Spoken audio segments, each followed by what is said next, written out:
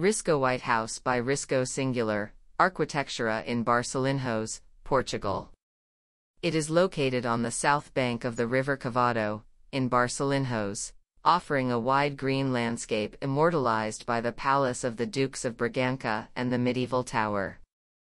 The land is presented in two elevated platforms, supported by high granite walls and hawks from which small flowers emerge. It is here that RiscoWhite is located. In the act of transmitting its natural condition, the architecture and accepting the site and its historical legacy, an attempt to transmit the existing language, a small housing unit, without speculation or ambition.